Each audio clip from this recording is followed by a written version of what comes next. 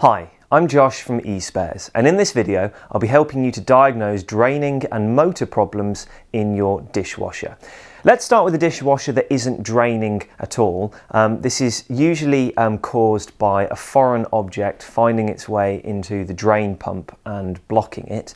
A lot of the time this can be a piece of broken glass. If you've put a glass in your dishwasher and it's shattered, make sure you collect all the pieces out of the dishwasher. Have a look around the filter as well. Make sure you collect any pieces out of there, and if possible try and establish from the pieces whether you've got a complete glass. Now if a piece has been washed down into the drain pump, you can usually hear when you first put your dishwasher onto a cycle. After about 5 seconds or so, you'll hear the drain pump making a very low humming sort of noise, and that's usually because the piece of glass is blocking the impeller from turning. Now if that's the case, you'll obviously need to remove that blockage, and to do that you need to get to the bottom of the dishwasher. So start by turning off the water supply and disconnecting the inlet hose from the back of the dishwasher so you don't damage it, and then you'll need to lay the dishwasher down onto its back, not onto its side. As you do so, be very careful to not trap the drain hose underneath. Now most dishwashers have a removable base plate. On this one it's just removed by unscrewing these 4 screws here. However, it's also important to bear in mind that on the other side of the base plate is an anti-flood switch. Now to fully remove the base plate I need to disconnect that anti-flood switch. So once I've unscrewed these 4 screws, I'm also going to unscrew the anti-flood switch as well.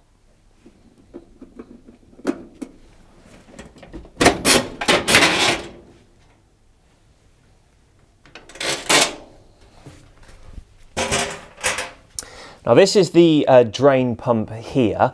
In order to remove it, there's a screw holding it in place on this side. There may also be another one on yours on the other side of it as well. So we'll need to take those out. Now before I do that, I just need to pull off these 2 connections.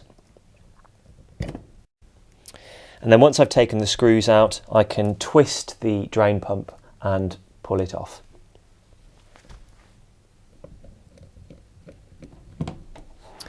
Now, if any debris has found its way into the pump, it'll usually settle in this area around the impeller, so you can just pick that straight out. Just check that the impeller is rotating normally. It is usual for it to rotate in this slightly jerky motion because of how the magnet works, but check that that's okay.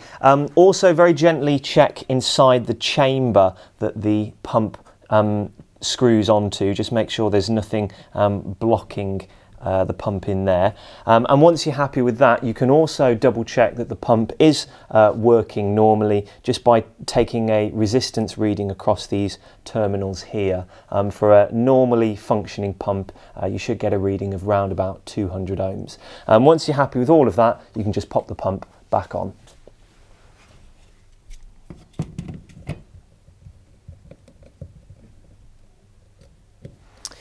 Now once you've checked that the drain pump is all okay and the dishwasher still isn't draining, some dishwashers also have a flap that is fitted over the outlet that feeds into the drain hose. Now this flap opens and closes, but it can get stuck. So if that's happening on your dishwasher, just remove the drain hose from the pump and just check that flap for any debris that might be causing it to stick down. Check that the rubber isn't tacky. If it is, you'll either need to clean the flap or replace it. There's also a problem that dishwashers can develop whereby they constantly drain. Now I'll come back to that in a minute or two. Moving on to noisy pumps, older drain pumps and wash pumps can develop quite a noisy squeal when they get older. Now this is usually caused by worn bearings, and if that's the case you'll need to just replace the pump altogether. Wash pumps, generally speaking, are quite reliable, but they can get blocked up, as with a drain pump. Now, if that's the case, obviously remove the blockage from the wash pump. If there isn't any sort of blockage, the capacitor here attached to the motor, that can burn or develop some sort of bulge. Just check around the terminals at the bottom for any burns or bulges that you might be able to find. And once you've checked that the capacitor isn't damaged, it may simply be a case of replacing the wash motor here. Now, before I put the base of the dishwasher back on, it's also worth mentioning the anti-flood switch. If when you first put your dishwasher on, you can hear it constantly draining, it may be because water has filled in the base and it's caused this polystyrene float to lift up and activate the anti-flood switch. Now, if that is the case, you'll obviously need to drain any water out of the base and also establish obviously where the source of flooding is coming from. I'll now put the base back onto the dishwasher and we'll have a look at a dishwasher that's constantly draining.